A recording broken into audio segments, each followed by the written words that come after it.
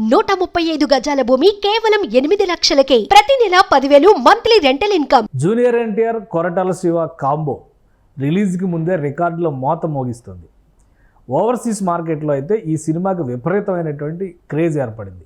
దీనికి మరొక అదనపు హంగుగా ఇప్పుడు అమెరికాలోని ఈజిప్షియన్ థియేటర్లో స్పెషల్ షో వేయబోతున్నారు. ఈ ప్రీమియర్ షోకి రెడ్ కార్పెట్ వెల్కమ్ కూడా ఉంటుందని దేవరా టీమ్ అనౌన్స్ చేసింది. దేవరా రికార్డ్స్ ఏ విధంగా ఉండబోతున్నాయి, రిలీజ్లో ఉండేటువంటి హైలైట్స్ ఏంటి, ఈ అంశాలను విశ్లేషించేటువంటి ప్రయత్నం చేద్దాం. మనతో పాటు సీనియర్ జర్నలిస్ట్, ఫిల్మ్ క్రిటిక్ ప్రభు గారు నమస్కారం. నమస్తే. ఏంటి సినిమాకి ఓవర్సీస్ మార్కెట్ ఏకంగా 17 రోజులు టోటల్ సేల్స్ అయిపోయినాయి టికెట్స్ అని ప్రచారం జరుగుతుంది. పెద్ద ఇప్పటివరకు రికార్డ్ అనుకుంటా. బహుశా ఈజిప్షియన్ థియేటర్లో స్పెషల్ షో, ప్రీమియర్ షో వేయబోతున్నారు. ఏంటి విశేషాలు? అంటే సినిమాకి వచ్చిన బజ్ అలా ఉంది అంటే కాంబినేషన్ కానీ, ఎందుకంటే అంతకుముందు జనతా గ్యారేజ్ అనేటువంటి ఒక బ్లాక్ బస్టర్ కాంబినేషన్, వీళ్ళిద్దరి కొరటాల శివ అండ్ ఎన్టీఆర్ కాంబినేషన్లో. తర్వాత ఆచార్య బాగా డిసప్పాయింట్ చేసిన తర్వాత నేపథ్యంలో ఈ చాలా కసి మీద ఉన్నాడు అతను. ఎందుకంటే do or die situation Koratala శివకి. So he has taken it as a challenge అనేటువంటిది బయట బాగా వినిపిస్తున్నమాట. అట్లాగే at the same time combination value, అలాగే జాన్వీ కపూర్ హీరోయిన్గా ఫస్ట్ టైం చేయటం అనేటువంటిది ఒకటి, సైఫ్ అలీ ఖాన్ అంటే మెయిన్ విలన్ క్యారెక్టర్ చేయటం, సి బ్యాక్గ్రౌండ్, ఇవన్నీ కూడా సినిమా మీద ఎక్స్పెక్టేషన్స్ విపరీతంగా పెరగడానికి కారణం అయిపోయినాయి.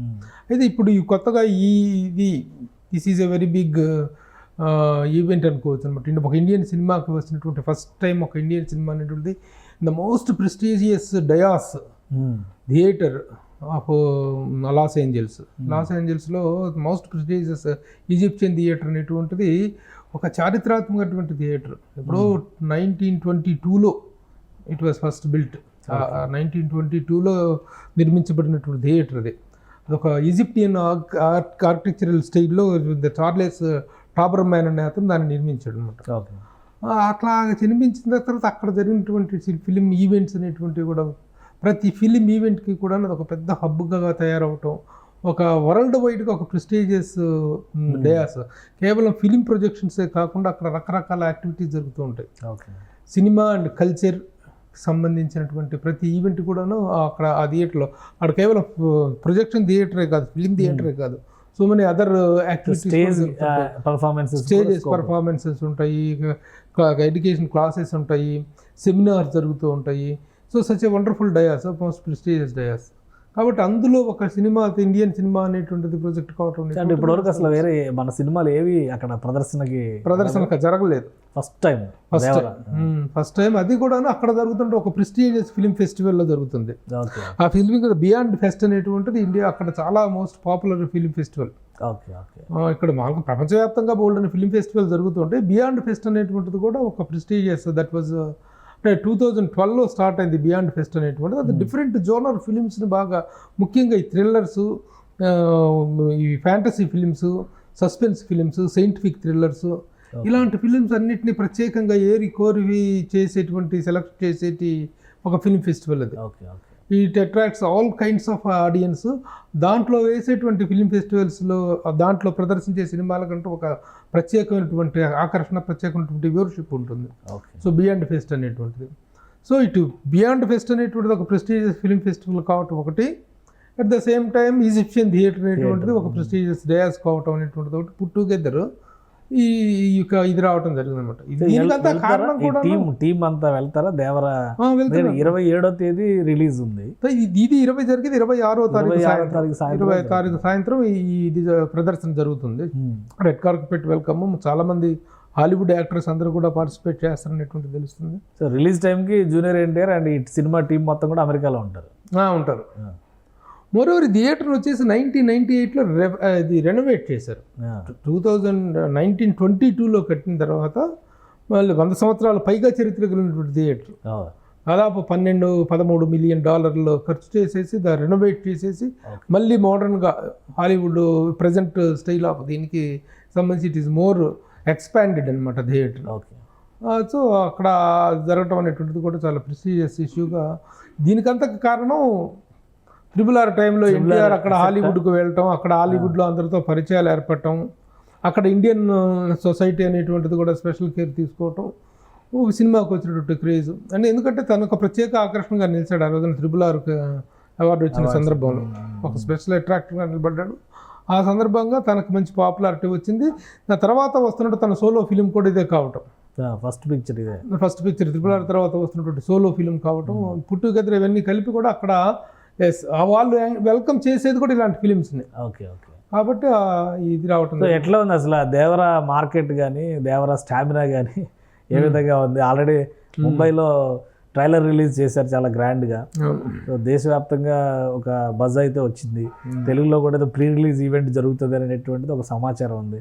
ఓవరాల్గా మార్కెట్ ఎస్టిమేషన్స్ తగ్గట్టుగా దేవరా రిలీజ్ ముందరే బిజినెస్ చేయగలుగుతుందా? వై నాట్, డెఫినెట్గా. ఎప్పటికీ అది చాలా కాస్ట్లీయెస్ట్ ఫిల్మ్గా అవుతుంది. అది దిస్ ఇస్ పార్ట్ 1. పార్ట్ 1కి మంచి ఇది వచ్చింది. ఎందుకంటే ఇది NTR first pan India film సోలోగా. అంత RRR కాకుండా this is one pan Indian film, pan world film కూడా. ఇంకా పాన్ ఇండియా అనేటువంటిది లేదు, ప్లాన్ వరల్డ్ ఫిలిం అనే గ్లోబలైజ్ అయిపోయింది సినిమా అనేటువంటిది. కాబట్టి ఆ రేంజ్లో వస్తున్నటువంటి సినిమా ఖర్చు పాయింట్ ఆఫ్ వ్యూలో, బడ్జెట్ పాయింట్ ఆఫ్ వ్యూలో చూసుకున్నా, కాంబినేషన్ పాయింట్ ఆఫ్ వ్యూలో చూసుకున్నా, ప్రొడక్షన్ వాల్యూస్ పాయింట్ ఆఫ్ వ్యూలో చూసుకున్నా, ఎవ్రీ ఆస్పెక్ట్, అనిరుద్ధ్ మ్యూజిక్ ఒకటి, ఈ పుట్టుగెదర్ మంచి ఇది వచ్చింది, మంచి బిజినెస్ అవుతుంది. అవుతుంది అనేటువంటిది కలెక్షన్స్ చూపిస్తున్నాయి కదా. దాదాపు రిలీజ్ 17 రోజుల వరకు టికెట్లు బుక్ అయినాయి అనేటువంటిది మొత్తం ఓవర్సీస్లో 17 రోజుల పాటు టికెట్లు బుక్ అయిపోయినాయి అనేటువంటిది ఒక ఇదిగా వస్తుంది. చాలా పెద్ద మార్కెట్. అలాగే ఇక్కడ బాహుబలి, RRR, తర్వాత పుష్ప, కల్కి, ఆ ఫినామినాలో దేవరా పార్ట్ 1 ఆ రికార్డ్స్ అన్నింటిని క్రాస్ చేసిందని చెప్తున్నారు. చేస్తుంది Day 1 కలెక్షన్స్ పాయింట్ ఆఫ్ వ్యూలో. Day 1 కలెక్షన్స్ అనేటువంటి ఈ రోజున చాలా ఇంపార్టెంట్ ఫ్యాక్టర్ అవుతుంది.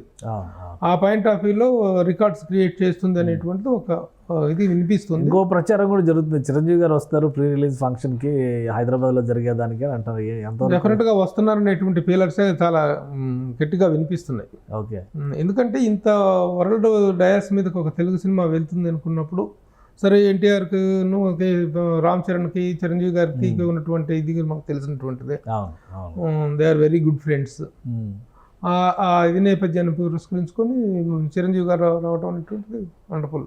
ఇంకా ఓవరాల్గా ఈ సినిమాకి ఉన్నటువంటి ట్రైలర్ రిలీజ్ అయిన తర్వాత వచ్చినటువంటి బజ్ ఎలా ఉంది? అంతకు ముందర దాంతో పోలిస్తే ఇది పెరిగిందా, లేదంటే ఏమన్నా వేరియేషన్స్ ఉన్నాయా? ట్రైలర్ రిలీజ్ తర్వాత అంతకుముందు మ్యూజిక్ మీద చిన్న డిసప్పాయింటెడ్ రిపోర్టే ఉంది. ఒక సాంగ్ హిట్ అయిందని, ఒక సాంగ్ బాగుందని, ఒకటి బాగాలేదని డిఫరెంట్ టాక్ అయితే ఉంది మ్యూజిక్ మీద, అనిరుద్ధ్ మ్యూజిక్ మీద. అయితే ఆ ట్రైలర్ వింటున్న కొద్దీ ఈ అదేదో ఎక్కుతున్నట్లు ఫీలింగ్ అయితే వస్తుంది. బట్ ఓవరాల్గా మ్యూజిక్ మీద ఉన్నటువంటి డిఫరెంట్ టాక్ అనేటువంటి ట్రైలర్ చూసిన తర్వాత కొంత బెటర్ సెట్ అయింది. ఏదైనా కూడా full film is to be judged, not with the trailer. Trailer అనేటువంటిది మంచి ఇదిగా ఎక్స్పెక్టేషన్స్లో ఉంది. చాలా బాగా తన మూమెంట్స్ ఏంటో చాలా కొత్తగా కనిపిస్తుంది. ఇది పెద్ద హిట్ అయితే సీక్వెల్స్ యుగం మళ్ళీ మొదలైందని అనుకోవాలా? పుష్ప 2 యుగం ఎప్పుడో మొదలైపోయింది, సీక్వెల్స్ యుగం కంటిన్యూ అవుద్ది. మొదలవటం ఎప్పుడో అయిపోయింది. ఇంకా ప్రతి సినిమా పార్ట్ 2 తోటి 2 పార్ట్లుగా వచ్చే అవకాశం వచ్చేసారు. పెద్ద హీరోల సినిమాలు ప్రతిదీ 2 పార్ట్స్గా వచ్చేటువంటి అవకాశం కనిపిస్తుంది. ముఖ్యంగా ఈ పాన్ ఇండియా లెవెల్లో వెళ్తున్న సినిమాలన్నింటికీ కూడాను. అది కట్టప్ప ఎందుకు పొడిచాడో తెలియదు కానీ ఆ రోజున బాహుబలిని ఇండస్ట్రీని సీక్వెల్ ఇది సీక్వెల్స్ ఇది అయిపోయింది. ఆ సస్పెన్స్ హుక్ అనేటువంటిది, ఆ హుక్ పాయింట్ అనేటువంటిది ప్రతి సినిమాకి కూడాను ఆ హుక్ దగ్గర వదులుతున్నారు. దాని దగ్గర నుంచి ఆ ఎక్స్పెక్టేషన్స్ అనేటువంటి పెరగటం, ముఖ్యంగా KGF కానీ, ఇది కానీ, పుష్ప కానీ, అన్నిటి వల్ల.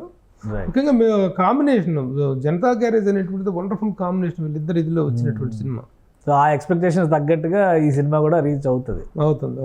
రైట్. ఎందుకంటే చాలా ఇదిలో ఉన్నారు వాళ్ళు, చాలా యాంగ్జైటీగా ఉన్నారు. ఏదైనా సినిమా రిలీజ్ అయినప్పుడు ఇంత వర్క్ చేసి ఇదే చేస్తున్నప్పుడు, జనతా గ్యారేజ్ ఈ సినిమాని సెన్సార్ చేసిన మెంబర్లో నేను ఒకటిని. ఓకే. ఆ టైంలో ఒక్కొక్క వీళ్ళు ఎంత టెన్షన్గా ఉంటారు, ఎలా ఉంది రిపోర్ట్ తెలుసుకోవాలి ఏంటి అనేటువంటి ఇదిలో ఉంటారనమాట. అదంగా దేవర విషయంలో కూడా నా యాంగ్జైటీ అనేటువంటిది చాలా ఇదిగా ఉంది. ముఖ్యంగా fans are very eagerly waiting.